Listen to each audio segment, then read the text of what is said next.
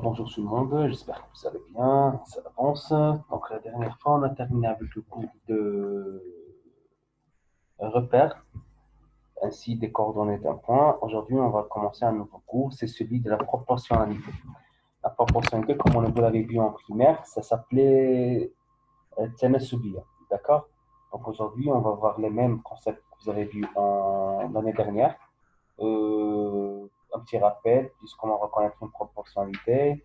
Et après, dans les prochaines séances, on va voir comment calculer, comment peut-on calculer le quatrième proportionnel, ainsi la graphique d'une proportionnalité. Donc aujourd'hui, ce qu'on va faire, c'est comment reconnaître la proportionnalité. Donc suivez avec moi, s'il vous plaît. Alors, reconnaître une proportionnalité. La définition, c'est simple. Un tableau est dit en proportionnalité lorsque on passe d'une ligne à l'autre en multipliant par le même nombre. Par exemple, dans l'exemple numéro un, on a la première ligne et la deuxième ligne. Si on multiplie par le même nombre pour passer de la première ligne vers la deuxième ligne, c'est-à-dire qu'on est dans une situation de proportionnalité. Avec le nombre qu'on multiplie pour trouver la deuxième ligne est appelé le coefficient de proportionnalité. C'est-à-dire, je vais prendre l'exemple numéro un comme vous le voyez ici. Donc, c'est 1 12. Donc, comment passer de 1 vers le 12? Donc, on multiplie par 12. Ainsi, pour passer de 2 vers 24, on multiplie par 12. Pour passer de 4 vers 48, on multiplie par 12. Et finalement, pour passer de 5 vers 50, on multiplie par 12. Donc, qu'est-ce qu'on remarque ici? On remarque qu'on a multiplié par le même nombre tous les colonnes de la première ligne pour obtenir toutes les colonnes de la deuxième ligne. C'est-à-dire le même nombre qu'on a multiplié 1, 2, 4 et 5, c'est-à-dire on a multiplié par le 12. Avec ce 12, on a trouvé tous les nombres, ou bien toutes les colonnes de la deuxième ligne. Donc, dans ce cas, on dit que c'est un tableau de proportionnalité, ou bien un tableau en proportionnalité. D'accord? C'est bon? On va voir un contre-exemple, l'exemple numéro 2. Donc, pour le 6 vers le 9. Comment on a passé vers le 6 à le 9? Donc, des fois, c'est évident. Des fois, on peut simplement trouver le nombre avec lequel on a multiplié. D'accord? Juste en le voyant. Mais des fois, c'est pas évident. Donc, il faut une manière pour le calculer. Donc, qu'est-ce qu'on fait? On divise les colonnes ou bien les nombres de la deuxième ligne sur les nombres de la première ligne. C'est-à-dire, on va diviser le 9 sur le 6, le 15 sur le 10, le 21 sur le 14 et le 24 sur le 15. Vous allez me dire, monsieur, est-ce qu'on a fait la même chose dans le premier exemple? Je vais vous dire oui. Tout simplement, 12 divisé par 1, ça donne un 12. 24 divisé par 2, ça donne aussi un 12.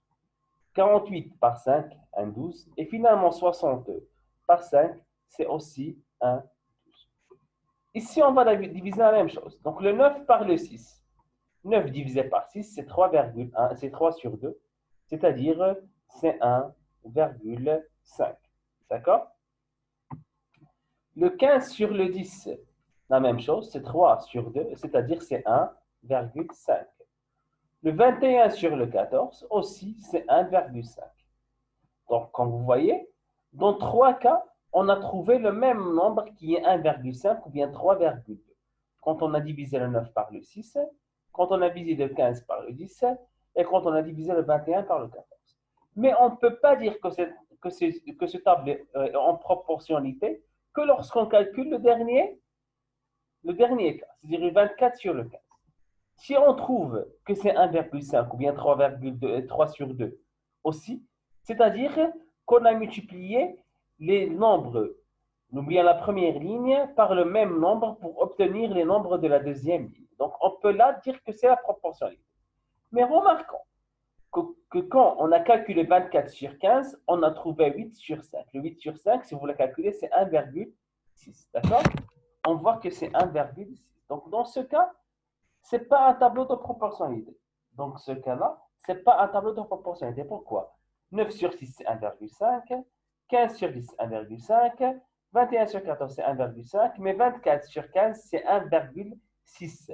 Donc, ce n'est pas le même nombre qu'on a multiplié par tous les nombres de la première ligne pour obtenir les nombres de la deuxième ligne. Donc, dans ce cas, on ne peut pas dire que c'est un tableau de proportionnalité.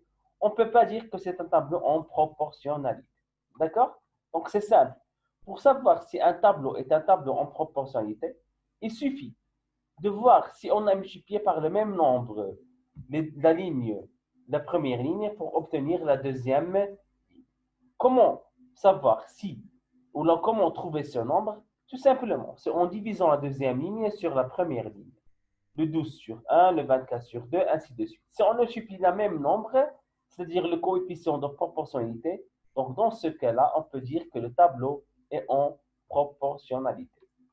Donc pour l'exercice numéro 1 que j'ai proposé, est-ce que les tableaux suivants sont des tableaux de proportionnalité? C'est oui, déterminer le coefficient de proportionnalité. Donc ce que je vous demande de faire, de voir chacun des tableaux. Le tableau en bleu, en vert, en orange, en rouge.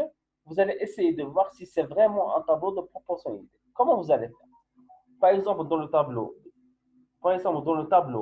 bleu, on va faire 15,5 sur 6,2. Ensuite, 22,5 sur 9. Ensuite, 57,5 sur 23. Ainsi de suite. D'accord? Pour les trois.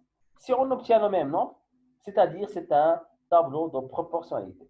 Sinon, donc c'est pas un tableau de proportionnalité. Ensuite, on va faire 10 sur 8 pour le deuxième tableau. 10 sur 8, 20 sur 16 et 37,6 sur 45. Si on obtient le même nombre, c'est-à-dire c'est un tableau de proportionnalité. Sinon, donc c'est pas un tableau de proportionnalité. Et la même chose pour le tableau orange et la même chose pour le tableau en rouge. Donc, pour les tableaux de proportionnalité, vous allez me définir c'est quoi le coefficient de proportionnalité. Et pour les tableaux qui ne sont pas en proportionnalité, donc ce n'est pas la peine en parler d'un coefficient. J'espère que c'était un peu clair pour cette séance et à la séance prochaine.